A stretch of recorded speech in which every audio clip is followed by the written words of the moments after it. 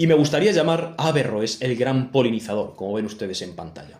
Averroes es quizá comparable a una abeja que va de flor en flor y que va sembrando algo que ni siquiera sabe que surgirá y que, bueno, va realmente dando pie a la creación y a la formación de los frutos que un día serán. Esos frutos son los que, bueno, veremos un día en la sociedad europea de unos siglos posteriores con el renacentismo, con el humanismo, con las corrientes filosóficas que realmente beben de la filosofía de Aristóteles. Quizá esa es la gran tragedia de Averroes, perdón. Quizá esa es su gran tragedia, que murió antes de verlo y que murió en unas condiciones bastante tristes, como veremos al fin de esta conferencia. Además, como curiosidad, en este fresco que todos ustedes conocen, que está en la Stanza de la Señatura, que está, bueno, es uno de realmente de las obras pictóricas más famosas de la humanidad, ¿no? La Escuela de Atenas, de Rafael, encontramos a un sabio que no es del mundo occidental, ni cristiano, que es el propio Averroes, y que no sé si ustedes que me están viendo lo han encontrado ya. Averroes, en este caso, está en el extremo izquierdo de la pantalla y lo ven ustedes vestido de verde con un turbante. Fíjense ustedes hasta qué punto es considerado un sabio, que prescinden los sabios y prescinden los artistas del periodo renacentista, ¿no?, italiano, de las consideraciones religiosas y lo ponen en medio o lo ponen dentro de la reunión de todos los sabios más admirables y más, bueno, podemos decir, inmortales de la humanidad, ¿no? Tenemos a Platón, tenemos a Aristóteles, tenemos incluso a Alejandro Magno, arriba a la izquierda, parlamentando con Sócrates, es decir, algo que se escapa completamente del tiempo, ¿no?, real y de la cronología. Pero bueno, están todos los sabios aquí, reunidos, y vemos también a Averroes. Es curioso remarcar también que, si bien vimos ya en nuestra conferencia sobre Alejandro Magno que su tutor, que su profesor en el sentido literal fue durante 3 años el propio Aristóteles, también lo fue de nuestro personaje. Por lo tanto, quizá la formación filosófica que recibió el propio Alejandro Magno antes de partir a sus campañas pueda ser muy comparable a la de este Averroes. Y de la misma manera que podemos crear una línea en el tiempo desde Sócrates hasta Aristóteles y después a Alejandro, podríamos continuarla, ¿por qué no?, siglos después, muchos siglos después, con la figura de Averroes, que es el que vuelve a traernos al Aristóteles real, ¿no?, al Aristóteles realmente podado de todas esas influencias y esas glosas cristianas. Dicho esto, comenzamos con su filosofía, es decir, comenzamos con el meollo de la cuestión y con realmente el pensamiento del averroísmo, ¿no? O posteriormente se llamaría averroísmo latino, toda aquella influencia de Aristóteles mezclado con Averroes, esa interpretación que hace el propio Averroes con esos comentarios de Aristóteles. Bueno, tenemos 3 puntos. Creo yo que es lo suficientemente compleja y lo suficientemente apasionante la filosofía de este personaje, de Averroes, que he decidido partirla, he decidido dividirla en 3 puntos para no saturarnos y para no volvernos locos, porque además son conceptos que están interconectados, son ideas que están relacionadas unas con las otras. El primer bloque en el que nos adentraremos, el primer bloque que vamos a abordar en el marco de la filosofía de Averroes es el de la verdad única. Para Averroes, la verdad es una. Y ustedes me dirán, bueno, para Averroes y para todos, ¿no? La verdad es una y punto. Bueno, eso está muy bien decirlo, pero eso realmente en la vida no es así, ¿no? El musulmán tiene su verdad, el cristiano tiene la suya. El que piensa que lo mejor para la sociedad son las ideas de derecha tiene su idea, y el que piensa lo mismo de las ideas de izquierda piensa lo contrario. Es decir, ¿dónde está la verdad? La verdad es una, pero ¿cuál es esa verdad entonces? ¿Cómo llegamos a esa verdad? Bueno, Averroes decía que realmente la verdad es una, aunque no podamos conocerla, la verdad es una, pero que podemos aproximarnos a la misma por 2 vías. Tienen ustedes delante un medallón escrito en árabe que pone al-haqiqa, que es la palabra para la verdad, ¿vale? Por eso traigo esta imagen aquí. Podemos aproximarnos por 2 vías. Como hemos dicho, las verdades son múltiples. Un cristiano le dirá, por ejemplo, que Jesús es Dios. Un musulmán le dirá que Jesús es un profeta. Un hinduista dirá que Jesús, bueno, se le escapa completamente de su concepción religiosa, pero bueno, era un maestro muy admirable, ¿no? ¿Qué sé yo? Cada uno tiene su verdad incluso personal con respecto a todo lo que existe y a todo lo que podemos analizar. ¿Cómo es que existen 2 vías? Bueno, las 2 vías mediante las cuales podemos aproximarnos efectivamente a la verdad o al conocimiento son la razón y la religión.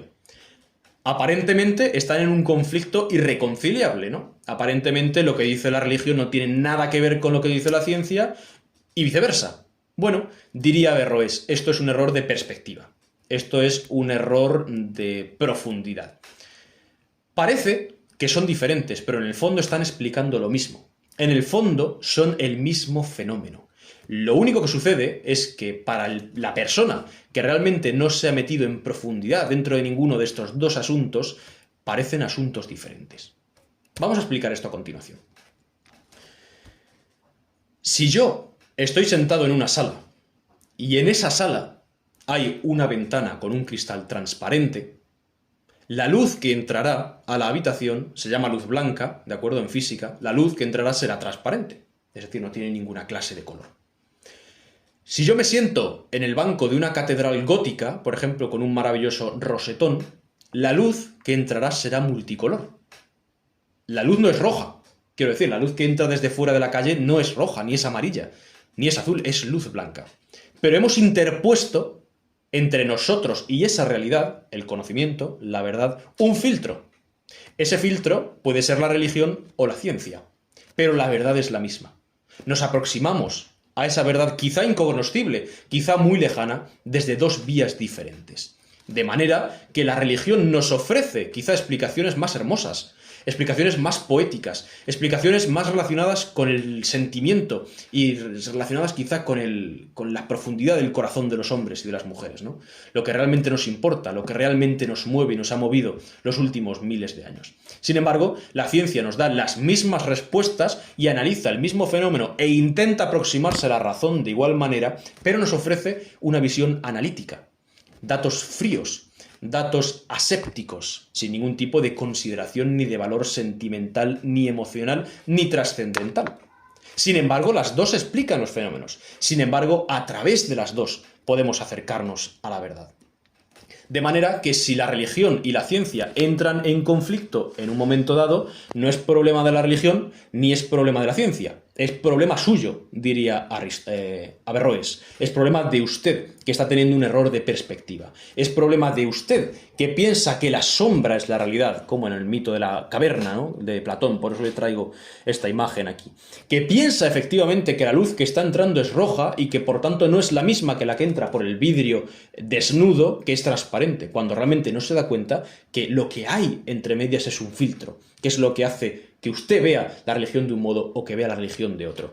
De manera que, bueno, diría Averroes, si su concepción de la verdad entra en conflicto, por ejemplo, con la historia, ¿no? Hay mucha gente que niega asuntos de la historia porque su fe les empuja a negarlos. Bueno, pues entonces usted no está haciendo un flaco servicio y un flaco favor efectivamente a su religión y a su Dios, diría Averroes, ¿no? Porque si Dios ha puesto el intelecto en la mente de cada uno de nosotros, que ahora veremos lo que es exactamente el intelecto, es para alcanzar a Dios mediante él. Y es una herramienta para poder servirlo. De manera que si usted niega lo que realmente ha sucedido y lo que se tiene como datos fehacientes que pasó en cierto momento, por ejemplo, de la historia, no está siendo más fiel a su religión, sino que está haciendo que usted y los demás se alejen del propósito verdadero del intelecto, que es acercarse a Dios. ¿De acuerdo? Puede ser polémico, pero bueno, como nos estamos adentrando en profundidades filosóficas, y yo no doy opiniones ni Raíces de Europa, obviamente se hace responsable de estas opiniones ni de estas palabras, sino que simplemente analizamos datos y analizamos hechos, cabría decir, por ejemplo, y lo imaginaría Averroes muchas veces, si la figura de Jesús de Nazaret está claro que muere en la cruz, es una verdad histórica, para los cristianos es una verdad de fe que resucita, para los que no son cristianos no, pero para todo el mundo es una verdad histórica que muere en una cruz, que es condenado a muerte y muere en una cruz, ¿cómo tu religión puede llevarte a negarlo? Diría Averroes, que es musulmán. Diría Averroes, yo soy musulmán y mi religión, el Islam, me dice que Jesús no murió, que Jesús fue directamente levantado, ¿no?, exaltado a los cielos porque no podía permitir Dios que un hombre tan bueno fuera escupido, insultado, torturado y muerto de la manera más salvaje y de la manera más insultante que uno puede imaginar, ¿no? Diría Averroes, no significará, quizá esto, que Jesús, su mensaje, Jesús, lo profundo del personaje, lo profundo de ese hombre, no muere en la cruz. sino que sube directamente al Padre, que sube directamente a Dios o a Allah, y que en función de lo que ha subido ese mensaje se vuelve a comunicar a los hombres, que lo único que consiguen matar es su cuerpo, pero que su alma y su mensaje permanece hasta el fin de los tiempos, ¿no significará eso? ¿No significará, por tanto, que debemos hacer algún tipo de interpretación de la religión y no tomárnosla a pies juntillas? Imagínense ustedes hasta qué punto puede tener problemas Averroes en su vida, ¿no? Un filósofo, un pensador musulmán que dice esta serie de cosas, incluso sobre la religión, que siguen siendo una transgresión y un pecado terrible que se condena en muchos casos con la muerte en buena parte de los países islámicos, como por ejemplo en Pakistán, en el que, si uno es acusado, por ejemplo, de blasfemia, en este sentido, pues directamente lo condenan a muerte. Quizá la segunda pata de nuestro banco, ¿no? Quizá el segundo punto analítico dentro de la filosofía fascinante de Averroes sea el del intelecto único, y quizás sea también el más denso, y quizás sea también el más incomprensible en un sentido literal, ¿no? Además, es quizá también en el que está más relacionado con el propio Aristóteles. Vamos a ir adentrándonos poco a poco. Y voy a usar un símil informático. Saben ustedes, me imagino, lo que es una nube informática. Una nube informática es un espacio etéreo, no está en ningún sitio, en el que se almacenan datos, ¿de acuerdo? De manera que si yo no quiero perder esta presentación, por ejemplo, ¿no? Cuando acabe de hacerla o antes, la subo a la nube, se queda en un espacio, como decimos, virtual, y puedo recuperarla en cualquier momento cuando yo lo desee, y además no puede perderse, porque está permanentemente allí colgada, ¿no? Allí subida. El cerebro funcionaría, o el intelecto del ser humano, funcionaría de un modo similar según la corriente y la teoría de Averroes y de Aristóteles. Es decir, el conocimiento es compartido. El conocimiento, las ideas, son comunes. Recuerden ustedes también, ¿no? Muy relacionado con aquello del mundo de las ideas, de Platón, etc. Las ideas son comunes y compartidas. Lo único que sucede es que las canalizamos para poder interpretarlas, las canalizamos para poder analizarlas dentro de nuestro entendimiento finito y dentro de nuestro entendimiento humano, de manera que nosotros solamente seríamos dispositivos, ¿no? O antenas que se conectan en función de lo que busquemos a ciertos lugares o a ciertos archivos que están en esa nube. Esto tiene una crítica, y es que si todas las ideas son compartidas y todos podemos conectarnos a esa nube, entre comillas, ¿por qué todos nosotros no sabemos lo mismo? Lo veremos a continuación. Dentro del intelecto, tanto para Averroes como para Aristóteles, hay dos partes bien diferenciadas. Está el intelecto paciente o material, en función del autor, ¿no? Si es Averroes o Aristóteles, y el intelecto agente. Haré una pequeña parábola. El intelecto paciente, como lo llama Aristóteles, el intelecto material, como lo llama Averroes, sería algo similar a un leñero. Sería algo similar a un lugar de almacenamiento de cosas, en este caso, de leña. Para Aristóteles, el leñero es mío. El intelecto paciente es mío, está en mi cerebro. Y cuando yo me muera, se acabará el intelecto paciente. Y es un lugar en el que se almacenan las ideas y se almacena el conocimiento para conectarse con ese otro conocimiento que está, entre comillas, como hemos dicho, en la nube. Sin embargo, el otro tipo de conocimiento, o el otro tipo de intelecto, mejor dicho, es el intelecto agente. Si hemos dicho que el paciente es el leñero con la leña dentro, que son las ideas, el agente es la chispa que hace que esa leña prenda. Es la chispa del conocimiento, es la chispa de la vida, es la chispa de la inteligencia que convierte la leña inerte en una fogata que calienta en invierno. Es decir, que convierte las ideas absolutamente universales y almacenadas de una manera estanca en conocimiento, en sabiduría. Quizá el mayor enfrentamiento ideológico entre Averroes y Aristóteles es precisamente este. Hemos dicho que para Aristóteles el intelecto paciente es absolutamente finito y es personal, y sin embargo para Averroes no. Averroes avanza un paso más y dice: el leñero, el intelecto material, como lo llama él, que es el mismo que el paciente de Aristóteles, no es mío, es también universal. Es decir, hay un leñero universal, hay un estante universal en el que se van almacenando las ideas, se van almacenando los conocimientos, y en el momento en el que yo quiero acudir a ellas, simplemente me conecto, los tomo como si fueran libros de una biblioteca, los hojeo, aprendo y los devuelvo. Pero la biblioteca no es mía. El estante no es mío, los libros no son míos. Puedo ir todas las veces que quiera y puedo quedarme allí sentado toda la vida si quiero. Es decir, puedo conectarme a un rincón de esa nube y de ese conocimiento todas las veces que yo quiera, pero no me pertenece. No me pertenece en absoluto. De manera que este es el punto de ruptura entre la filosofía aristotélica y la filosofía averroísta, ¿no? Sobre todo en lo que tiene que ver con el intelecto, que no es cosa baladí, porque veremos a continuación que tiene grandes implicaciones. Porque, como hemos dicho, si cada religión tiene una verdad, ¿cómo es eso que todas las verdades, o que solamente hay una verdad, o que todas las verdades son la misma?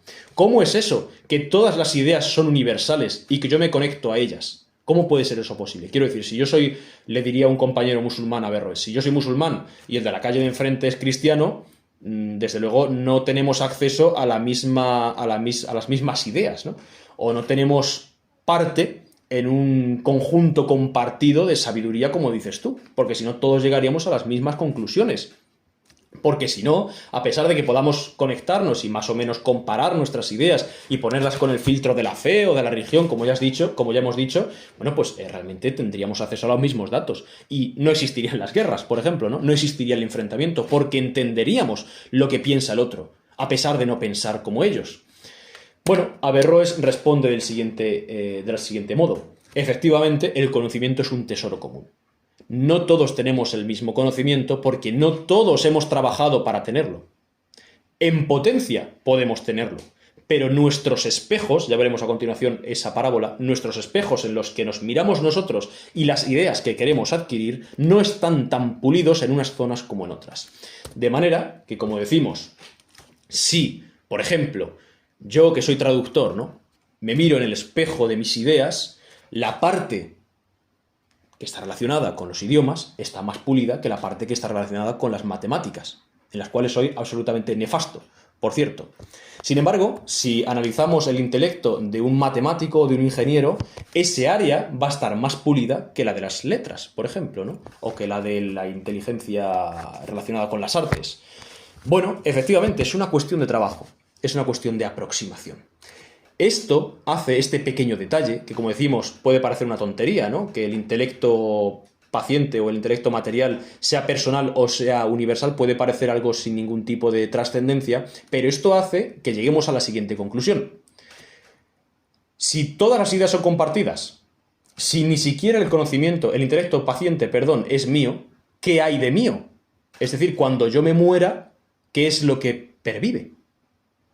Cuando yo deje de existir, ¿qué es lo que se va con Dios? Porque si hemos dicho que el intelecto agente no es mío, sino que es una chispa de genialidad divina, y hemos dicho que el intelecto paciente ya ni siquiera tampoco es mío, porque es una especie de estantería a la cual acudo cuando deseo adquirir cualquier conocimiento, exactamente qué es lo que sobrevive al individuo. Averroes diría, no sobrevive el individuo, sino que sobrevive la especie. Es decir, sobrevive el aporte que hace cada uno a esa nube, el aporte que hace cada uno a la sabiduría compartida de la humanidad.